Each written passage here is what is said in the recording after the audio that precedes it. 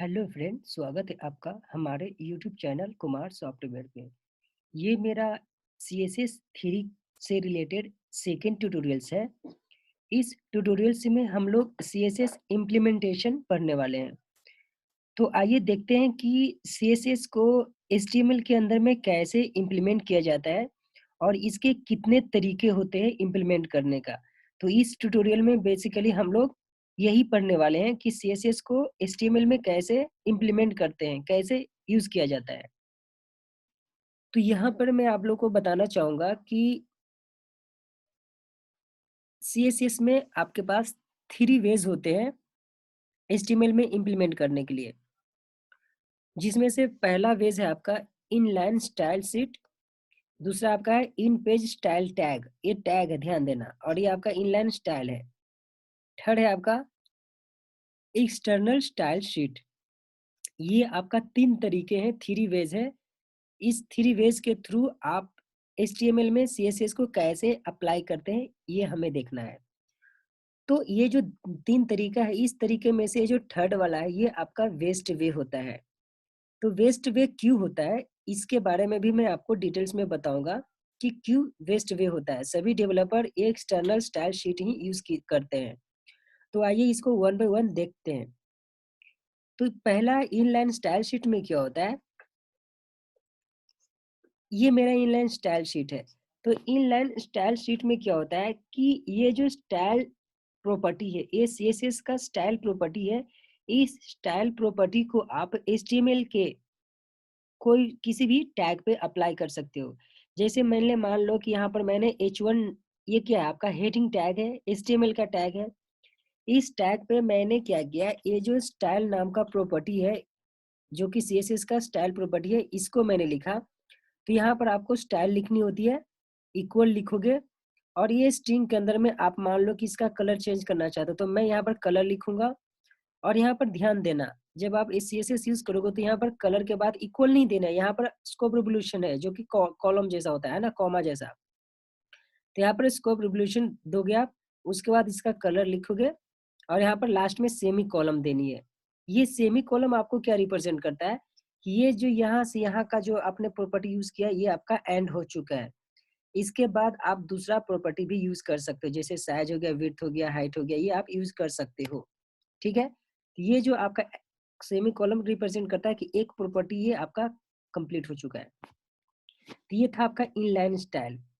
तो inline style में आपने क्या देखा, ये स्टाइल प्रॉपर्टी आप किसी टैग पे, HTML के टैग पे अप्लाई करके आप उस पे अप्लाई कर सकते हो। क्लियर है। अब नेक्स्ट है आपका इन पेज।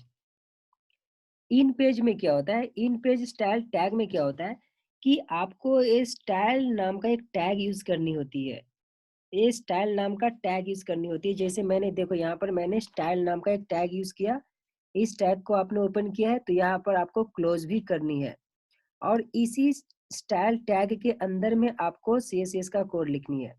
अब जैसे मैंने यहाँ पर क्या लिखा है, ये जो ए है, ये मैंने इसको सिलेक्टर बोलते हैं। ये मैं आपको अच्छे से डिटेल्स में बताऊंगा सिलेक्टर क्या होता है। तो यहाँ पर आप कोई सिलेक्टर यूज करोगे, उसके बाद ओपन ब्रेस, क्लोज ब्रेस, और इसके अंदर में मान लो कि मैंने इसका कलर रेड करना चाहता हूँ, तो मैंने यहाँ पर रेड लिख दिया। ठीक है। और एक पॉइंट्स ये भी है कि जब आप इन पेज स्टाइल टैग यूज करोगे, मतलब कि ये जब स्टाइल नाम का टैग यूज करोगे, ये हमेशा आप हेड में ही कर सकते हो। तो HTML का जो हेड का पार्ट होता है, इसके अंदर में हम स्टाइल टैग यूज करके CSS का कोडिंग कर सकते हैं। ये आपको पॉइंट्स ध्यान में रखनी है कि ये जो जब आप सेकंड पार्ट यूज करोगे, सेकंड मतलब कि इन पेज स्टाइल टैग यूज करोगे, तो ये आपको स्टाइल टैग है ना, ये आपको हेड के अंदर में यूज करनी होती है। आई होप कि ये पॉइंट सबको क्लियर हो चुका होगा। अब नेक्स्ट है आपका एक्सटर्नल। एक्सटर्नल स्टाइल शीट में क्या होता है, ये बताने की कोशिश करूंगा मैं आपको। एक्सटर्नल स्टाइल शीट में क्या होता है कि मान के चलो कि यहाँ पर क्या होता है कि आपको एक अलग से फाइल बनानी होती है, एक अलग से पेज बनानी होती है, और उस पेज के अंदर में हम लोग CSS का कोड लिखते हैं। मान के चलो कि यहाँ पर मैं एक पेज बनाता हूँ स्टाइल नाम का। सपोज मैंने यहाँ पर एक स्टाइल नाम का पेज बनाया, और जब आप उस पेज का नेम बनाओगे, तो उस पेज का नेम आप कुछ भी लिख सकते हो। जैसे अभी फिलहाल मैंने स्टाइल लिखा, आप कुछ भी नेम दे सकते हो, लेकिन लास्ट में डॉट CSS आपको लिखना ही है। जब आप दूसरा पेज बनाओगे, तो उस पेज को जब आप सेव करोगे, तो सेव किस एक्सटेंशन से करनी है आपको? आपको डॉट CSS लिखना है। जब तक आप डॉट CSS लिखकर उस फाइल को सेव नहीं करोगे, तब तक मशीन को समझ में नहीं आता है कि आपने उस फाइल के अंदर में, उस पेज के अंदर में CSS का कोडिंग किया है। तो मान लो यहाँ पर मैंने स्टाइल नाम का पेज का नेम दे दिया स्टाइल, आपको जो देना दे सकते हो, लेकिन लास्ट में आपको डॉट CSS देना ही पड़ेगा, क्योंकि ये आपका CSS का एक्सटेंशन होता है। इस पे आपको ध्यान रखनी है। अब इसको अप्लाई कैसे करनी है? मान लो कि ये तो मेरा स्टाइल डॉट CSS दूसरे पेज में है।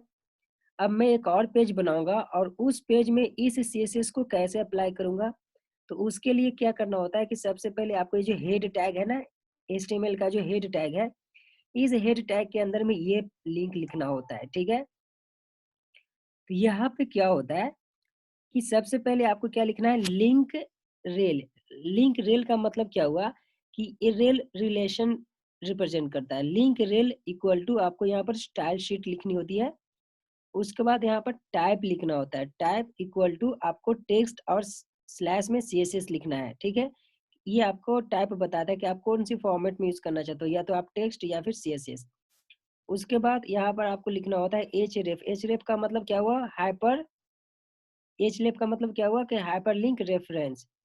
और यहाँ पर उस फाइल का नेम लिखना होता है जिसके अंदर में आपने CSS का कोड लिखा है। जैसे देखो, मान लो कि इस फाइल के अंदर में, इस पेज के अंदर में मेरा CSS का कोड है, तो यही सेम आपका यहाँ होना चाहिए।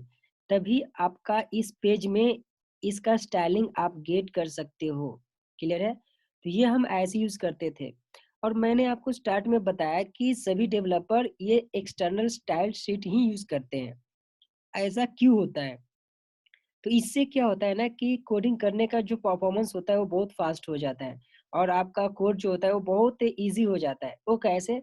मान के चलो, मैं एग्जांपल के थ्रू समझाना चाहता हूँ। मान के चलो कि आपने 10 फाइल बनाए, 10 पेज बनाया HTML का, और जितने भी 10 पेज है HTML का, वो सभी में आप CSS यूज करना चाहते हो। तो आपको क्या करना होता था कि सभी 10 के 10 पेज में आपको जाना होता था, और वहां पर जाकर आपको CSS का कोड करना होता था।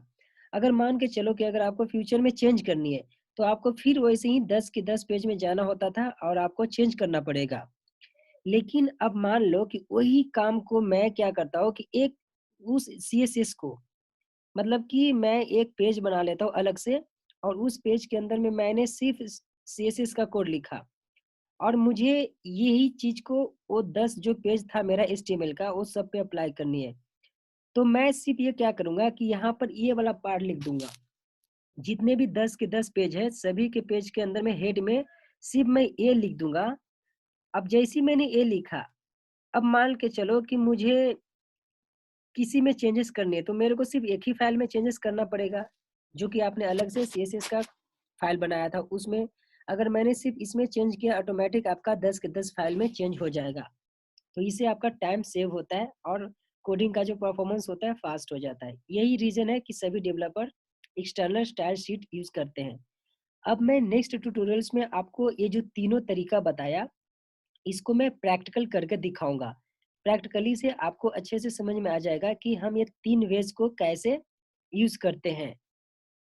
क्योंकि ये आपका ट्यूटोरियल थोड़ा लंबा हो चुका है, तो मैं नेक्स्ट ट्यूटोरियल्स में ये तीनों वेज का मैं प्रैक्टिकली करके दिखाऊंगा कि कैसे यूज करते हैं। तो वो ट्यूटोरियल्स आप देखना ना भूलें, उससे आपको प्रैक्टिकली सीखने को मिलेगा। आई होप कि अभी तक मैंने आपको जो भी बताया समझ में आ चुका होगा। Thank you, bye bye.